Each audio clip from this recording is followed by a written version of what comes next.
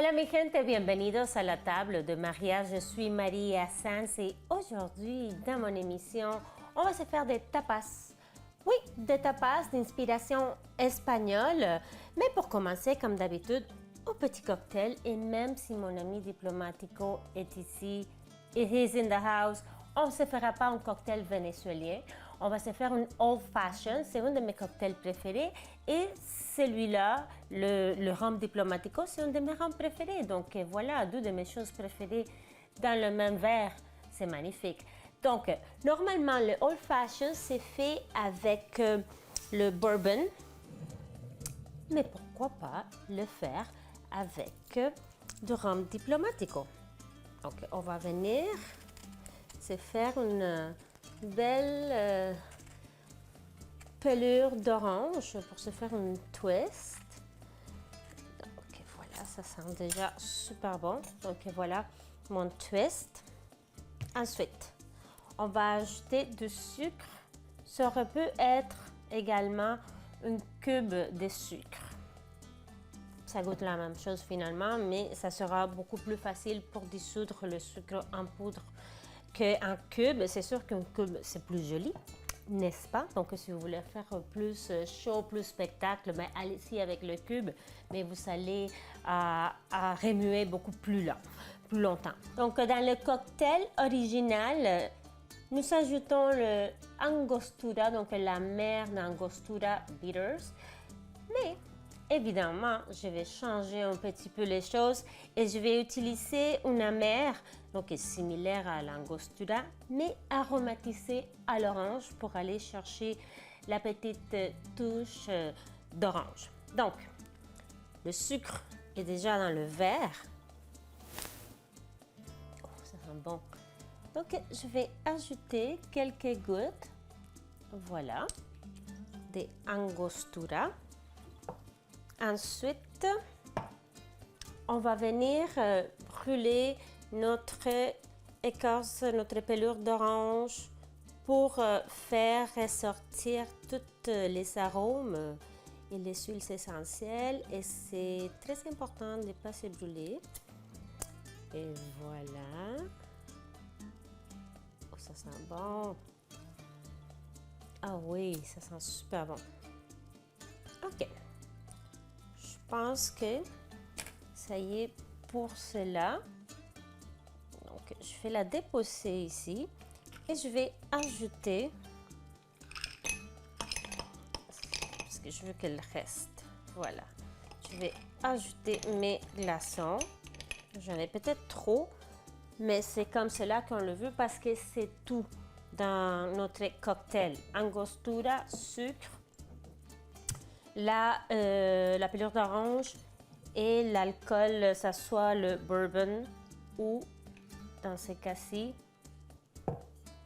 le diplomatico. Donc peut-être un petit peu plus, pourquoi pas, là. Je suis chez moi, là, c'est pas comme si j'allais prendre la voiture, hein.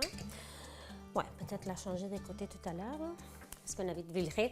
Bon, alors, c'est ici le côté patience parce que il faut remuer notre cocktail pendant un bon moment. Et quand on le commande, souvent c'est le cas quand je sors, et je commande le old fashion et ça prend longtemps parce qu'il faut vraiment remuer pour dissoudre le sucre, pour que les ingrédients puissent se rencontrer et aussi les glaçons vont commencer à fondre et ça va venir un peu diluer l'alcool parce que sinon ça serait un shot finalement, juste l'alcool. Donc voilà, je vois déjà que ça va super bien. Ouais, c'est pas magnifique?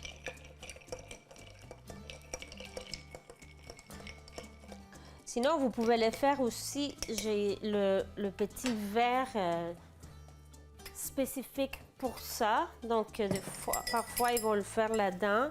Puis, on le mélange, puis après, on va venir verser dans notre verre. Okay, voilà, je voulais vous montrer cela. Ok, c'est tout. Salud.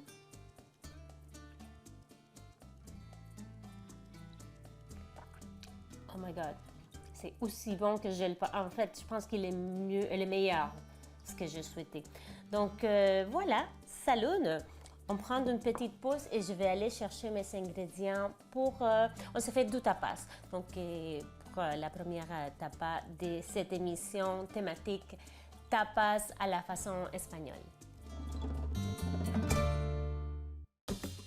Première recette, mejillones con vinagreta. Donc, mejillones, voilà, c'est les mules qu'on va faire cuire et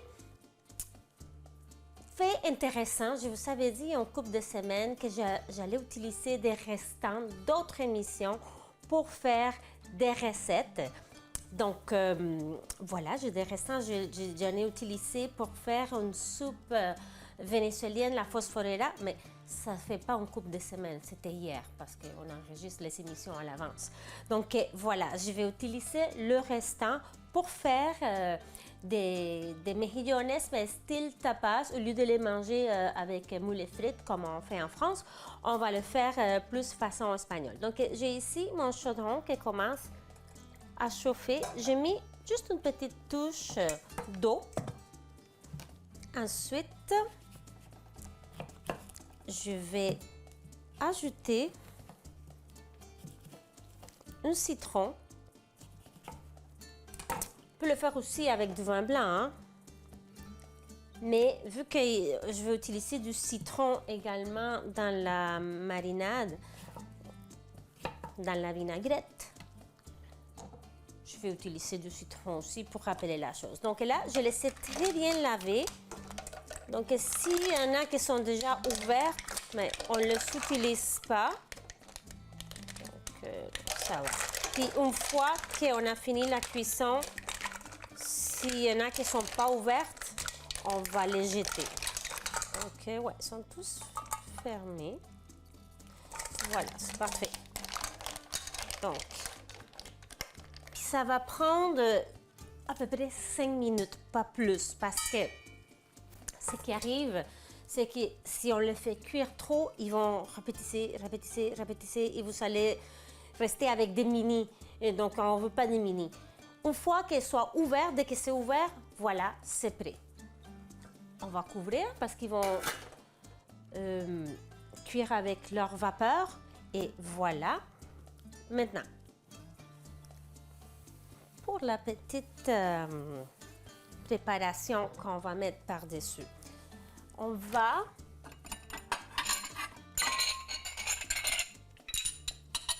se faire un genre de salsa. Donc, oignon rouge, poivron rouge, poivron vert. Je vais utiliser la mangue aussi. Et peut-être je vais ajouter, ça soit des tomates comme celle-là ou les petites tomates cerises. On verra. Donc, je vais tout simplement vous montrer comment on veut couper les légumes. Donc, on va aller avec des petites lanières comme ça, fines. Et ensuite, on va se faire, regardez-moi ça, tout petit. Parce que je veux avoir chaque ingrédient dans chaque bouchée. Et je veux que ça soit délicat et très coloré. Donc, vous voyez comment on va le couper. Donc, pas besoin de faire cela ensemble. Je vais le faire pendant la pause. Donc, on va répéter les mêmes exercices avec le poivron vert, avec l'oignon rouge, avec la mangue, que je vais laisser telle que, dans le sens que je ne vais pas l'appeler parce que j'aime la texture et le goût de la mangue. Et aussi, ma grand-mère ne serait pas contente parce qu'il faut manger la mangue avec la peau parce que toutes les vitamines sont là. Donc, voilà, petite pause de 5 minutes, ben, pas 5 minutes littéralement, mais juste le temps que les mules soient cuites. Et une fois qu'ils seront cuites, je vais enlever, ben, je vais vous montrer, puis on va les laisser refroidir parce que c'est quelque chose qu'on mange froid. Donc, petite pause, puis on se voit dans quelques minutes ici à la table de Maria. Donc, j'ai retiré los mejillones du feu. Donc, ils sont de côté. En fait, je vais ouvrir qu'ils puissent refroidir. Donc, j'ai tout coupé le poivron vert, rouge, la mangue, juste une petite touche de mangue. La mangue est verte et pas tout à fait prête pour certaines recettes, mais pour celle-là, j'aime le petit croquant. Oignon rouge. Ensuite, on va ajouter la coriandre et du persil. Vous allez voir. Mais en attendant, je vais commencer ma deuxième tapa. Donc, je vais me faire des tranches de pommes de terre parce qu'ils ont vu qu'elles soient à peu près la même grosseur. Que je vais faire cuire avec la peau et tout des rondelles dans l'eau parce que ça sera le lit pour ma pieuvre, pour le pulpo. Parce que là, on s'est fait la pieuvre à la gallega, donc pulpo à la gallega, donc la façon de Galicia, en Espagne. Donc, j'avais utilisé une partie de la pieuvre pour la soupe aux fruits de mer, en fait, la soupe vénézuélienne, la fosforera. Donc, j'en avais beaucoup. Et voilà, pourquoi pas se faire une pieuvre à la façon de Galicia. C'est super facile. Donc, moi, la pieuvre, je l'ai fait cuire dans sa vapeur. J'ai fait chauffer de l'huile, je l'ai mis dans un chaudron bien couvert. Puis là, elle a laissé sortir tout son jus, toute l'eau salée. Je n'ai même pas ajouté de sel et elle est vraiment délicieuse. Donc, on fait cuire nos pommes de terre et j'aime les faire comme ça parce qu'après, je peux aller les chercher plus facilement. Si on a un plus gros chaudron puis ils sont partout, ils vont se défaire. Je ne veux pas qu'elles soient défaites. OK, donc la coriandre, tout petit. Même chose, persil et même je veux tout ça là, tout. On ne gaspille rien. Donc voilà, vous avez compris, je vais faire le reste. Donc j'ajoute une bonne quantité d'huile d'olive. Que ce soit une huile d'olive de bonne qualité parce que on va le manger juste comme ça. Du sel, poivre. Et on va venir même ajouter le zeste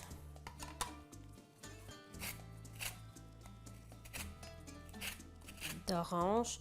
J'adore zeste d'orange sur les salades, les desserts. Ça ajoute une petite quelque chose. Mes enfants sont en fait un peu traumatisés par rapport à ça. Parce que j'ai eu une période de ma vie dans laquelle je mettais du zeste d'orange partout et ça leur a marqué. Donc, mais là, ils sont de retour, là. Ils sont capables de manger le zeste d'orange. Donc, voilà, je vais finir de couper mon persil. Je vais l'ajouter.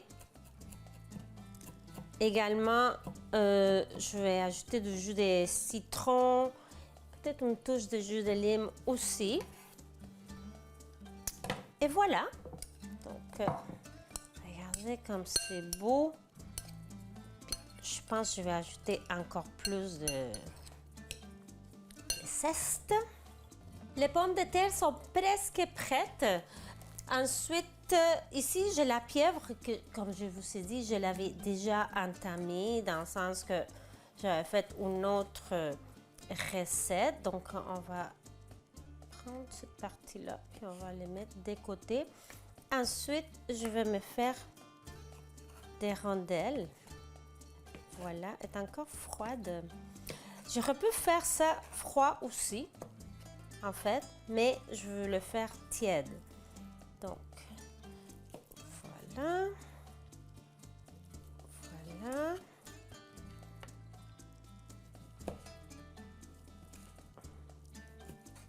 elle semble difficile à couper, c'est parce qu'elle est vraiment très, très froide.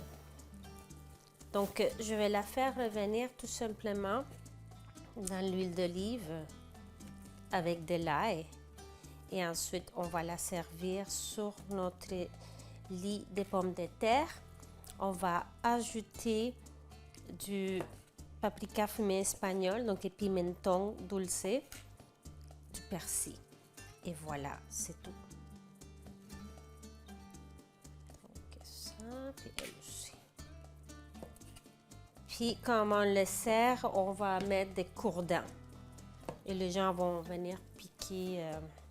Ça, je vais le mettre à la fin. Donc, voilà. Avec de l'ail.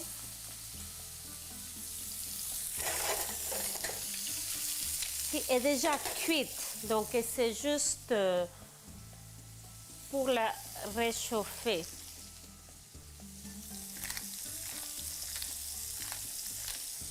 Oh là là, ça sent bon! Ah ouais. Parfait. Donc, la pieuvre fait son affaire. Je vais vous montrer qu'est-ce que je vais faire avec mes amis ici. Donc, elles, ben, oh my God, ils sont petits finalement. Donc, on va venir les placer. Je vais faire comme ça vous allez voir mieux. Vous voyez? On va essayer de faire quelque chose de joli. Et ensuite, on va venir ajouter notre petite sauce. Donc, j'ai ajouté aussi une tomate. Voilà. Oh, comme c'est beau! Et j'ai ajouté également plus de zeste d'orange. Donc, voilà une explosion des saveurs. Donc, ce que je vais faire, je vais prendre une par une. Je vais ajouter la petite salsa. Et voilà, c'est tout. Donc, on le prend comme cela. C'est des tapas. Donc, petite pause, le temps de faire réchauffer la pieuvre, faire le montage de l'assiette, puis aussi le montage des mejillones. Donc, on se voit dans quelques minutes ici à la table de María pour la dégustation de nuestros mejillones y el pulpo a la gallega. J'ai fini de faire los mejillones. C'est trop joli, j'adore ça. Ça fait années 80, je trouve, avec le citron, le persil. Et ça fait vraiment, ça me rappelle des réunions que ma mère faisait à la maison. Ici, je fais mon lit de pommes de terre. Donc, il n'y a rien dans les pommes de terre parce que notre préparation ici, en fait, je vais aller comme ça vous allez le voir, est vraiment très goûteuse. Donc, c'est le pulpo, donc la pieuvre.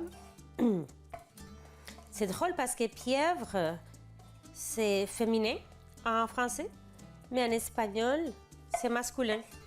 Un pulpo. Mais pas la pieuvre, c'est el pulpo. Donc, je veux quand même voir le lit de pommes de terre. Donc, je vais essayer de placer comme cela. Voilà. OK. Ensuite, on va venir ajouter le paprika fumé espagnol. Lui est pas piquante, hein? Il n'est pas épicé. Oh, mais ça sent trop bon parce qu'il est fumé. Voilà. L'huile d'olive. Ça, c'est une huile d'olive espagnole que j'achète. Je pense que c'est 3 litres. Donc après, je le mets là-dedans et comme ça, c'est plus facile à utiliser. Puis là, finalement, du persil. perejil. Que perejil con pulpo, con papa, mejillones. Vous allez apprendre l'espagnol là éventuellement. Donc voilà, perejil. Petit peu partout. Puis pourquoi pas, on va mettre un petit peu de perejil ici aussi. Hein, pas de gaspillage. Oui.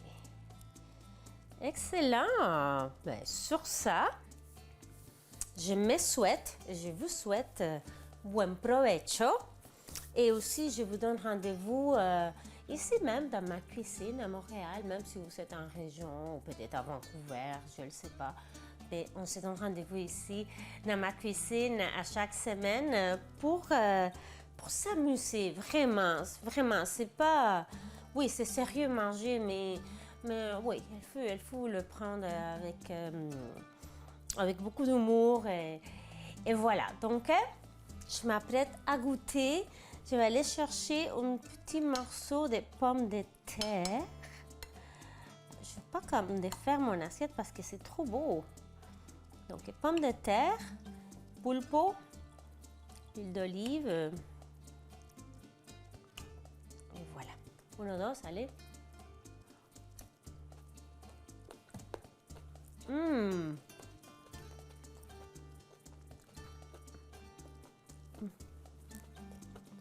Oh là là, ça me rappelle mon enfance automatiquement.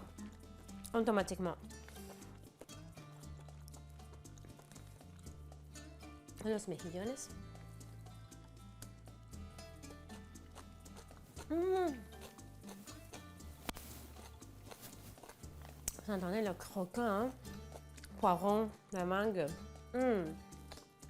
C'est frais. J'aurais pu ajouter aussi du jalapeno. Je pense que je vais en ajouter ici au reste. Donc, sur ça, je vous invite à nous suivre sur les médias sociaux ici, télévision, sur Instagram et également Maria Sans COM. Sur TikTok, Maria Sans Montréal. Je suis sur YouTube également, Facebook. Allez faire un j'aime, que ce soit ma page ou la page d'ici télévision. Et voilà, donc on se voit ici, à ici télévision, dans ma cuisine, à la table de Maria. Donc, hasta la próxima. Besitos. Je vais manger une autre encore.